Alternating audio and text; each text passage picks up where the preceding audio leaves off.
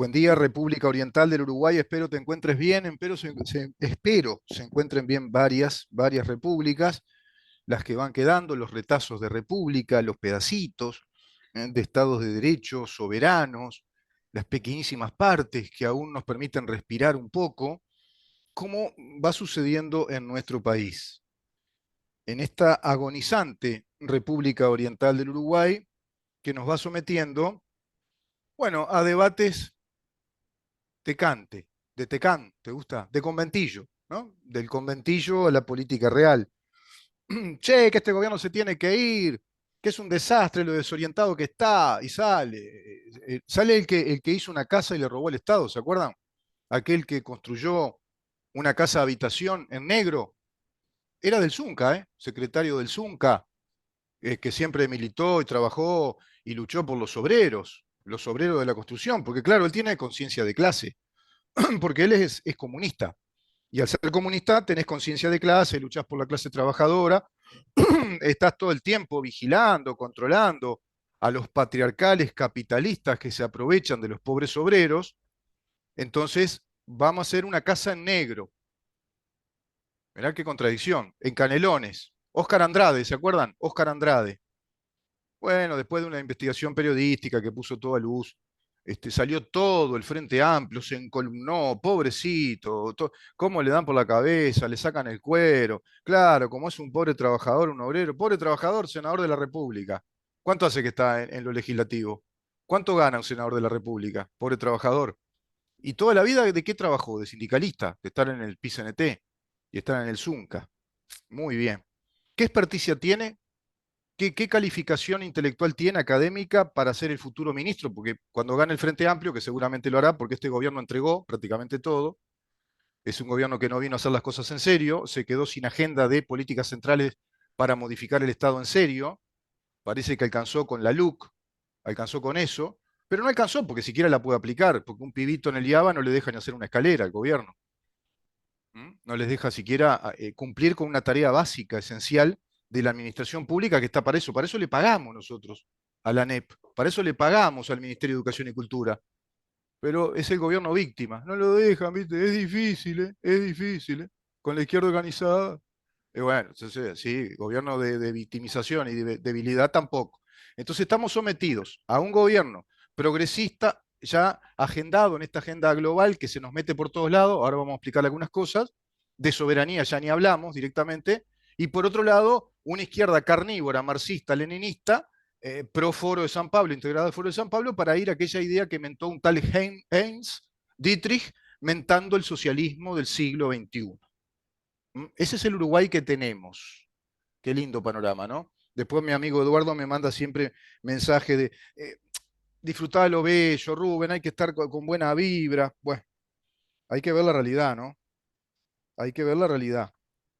¿Y qué sucede con Andrade? Bueno, no le hicieron juicio político por una actitud indecorosa para la Cámara, como dice la Constitución de la República, delictiva, ¿no? Evadió impuestos, no declaró impuestos, hizo trabajar en negro, no declaró esa propiedad ante el BPS, no hizo regulación no hizo trámites en catastro y a su vez la habilitación del plano para construir, que la hizo sin plano, no tiene habilitación, no tenía habilitación de plano, no estaba acreditada, registrada en BPS, no registró los trabajadores que levantaron esa casa y le hicieron, trabajaron en negro, siendo el Zunca. ¿Se dan cuenta que en este país no se habla nada en serio? ¿No se habla en serio de nada?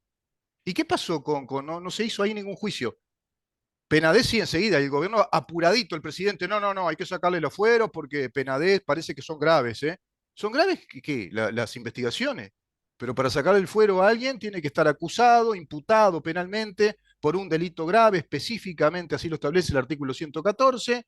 Tiene que haber una acusación formalizada desde un fiscal y entregar el expediente de todo lo investigado para que haya elementos suficientes en esa Cámara, en este caso de senadores, para resolver con plena potestad si otorga o no, si le concede a ese pedido de la acusación el levantamiento de los fueros o no, porque ya está acusado y cuando se levantan los fueros es para que vaya directamente delante de un magistrado, de un juez en la órbita del Poder Judicial, porque se abre causa penal.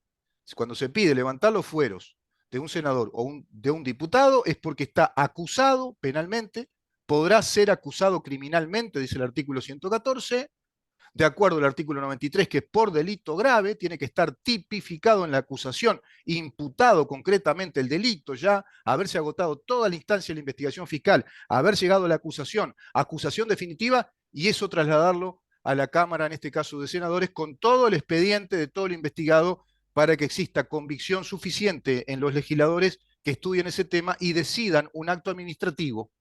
Decidan simplemente es un acto administrativo de levantar los fueros para que quede sometido a la justicia. Ahí se apuraron enseguida. Cuando vino el caso Cose antes, no, se le fue la moto. ¿Se acuerdan? Domenech, el propio Penadez. No, no, no, vamos a pararle el carro acá a los ediles de la Junta Departamental, los ediles de la oposición de Carolina Cose, pues se le fue la moto, están pidiendo un juicio político. Y era lo que correspondía, porque así lo establecen los artículos 93 y los artículos complementarios que cuando, por ejemplo, en el caso del intendente, cuando no responde a la solicitud de solamente de un integrante de la Junta Departamental o de la Junta Departamental, que resolverá por un tercio del total, si no responde a una solicitud o a un pedido de informes respecto a una gestión administrativa, económica, que esté realizando el mandamás del gobierno departamental, esa autoridad que es el intendente de Montevideo, en este caso el intendente de Montevideo es Carolina Cose, no la intendenta, es el intendente de Montevideo, Carolina Cose, el cargo es intendente. Bueno, como no hizo nada, no respondió, no fue nunca, no fue en tiempo y forma, y fue contumaz en ese hecho, establece la Constitución, maneja esa hipótesis, concibe la hipótesis clara de que se debe tramitar automáticamente un juicio político y le corresponde la potestad de ese juicio político a la Cámara de Senadores. Los senadores de este gobierno, no, no, no, a Carolina Cose no la toquemos. Y ahí tenés a Carolina Cose, ahí tenés reclamando, indignada, indignada, porque los dineros públicos hay que gastarlos bien. Hay que hacer un buen control de los dineros públicos. Eso es una cosa que no se puede admitir, dice Carolina Cose. Si algo me tiene indignada es el mal uso de los dineros públicos. Carolina Cose.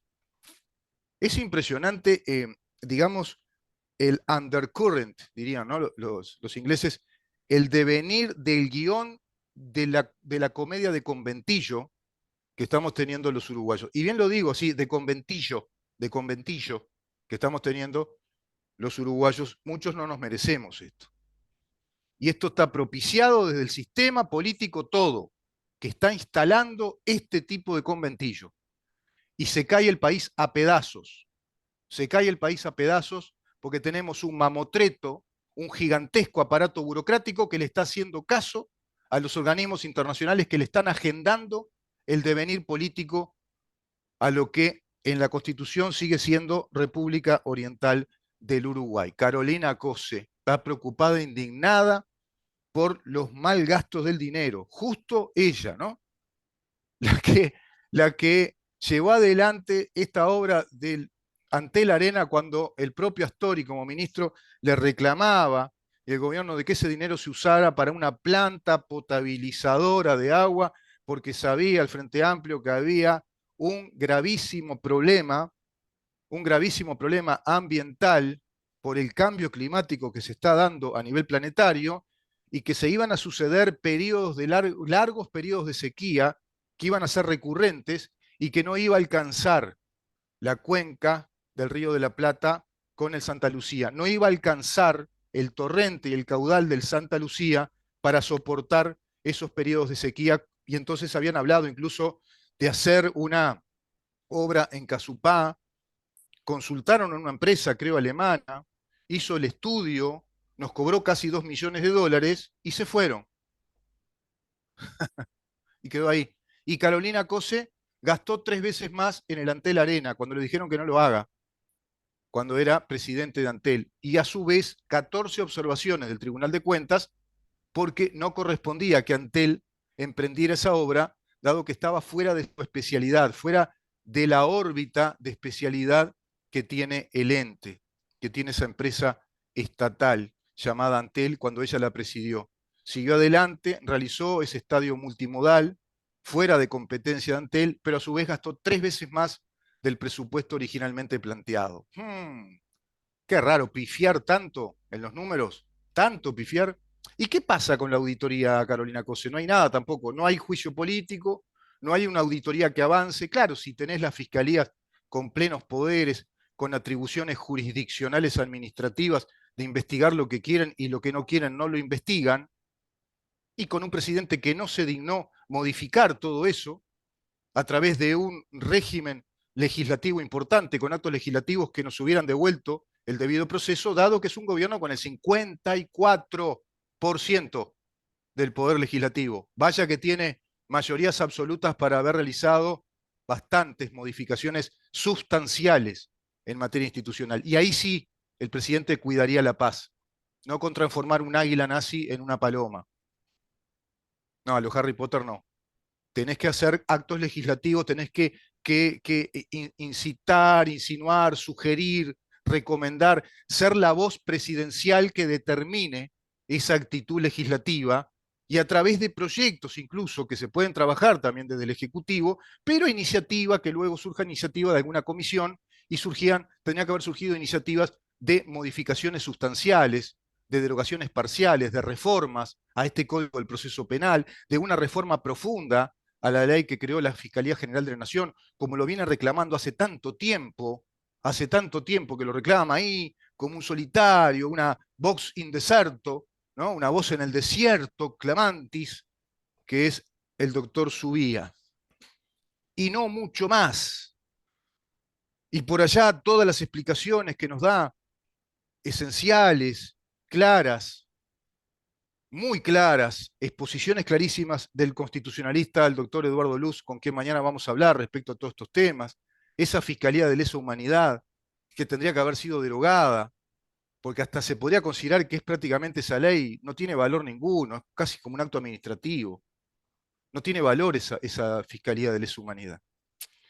Bueno, esta es la introducción al programa. Evidentemente van a ver que viene cargadito de cosas. Vamos a hablar un poquito de la intromisión internacional en nuestro país con los derechos humanos, con lo de las muchachas de abril, Fiscalía de Lesa Humanidad. Vamos a mezclar un poquito todo eso en la bolsa porque todo tiene que ver con una clarísima intromisión internacional en nuestra soberanía, no respetándose el artículo 82 de la Constitución, el artículo 4, no respetándose los artículos 12 al 23, no respetándose el artículo 8 de la Constitución, no respetándose el artículo 7 de la Constitución, pero la gente habla y hablan, y especialmente un instituto al que todos le pagamos y que fue creado en periodo de la izquierda y que hoy está flamantemente funcionando ahí, presupuestado, para simplemente dar consejos, para sugerir, para opinar, no tiene ninguna atribución jurisdiccional, que es el Instituto Nacional de los Derechos Humanos.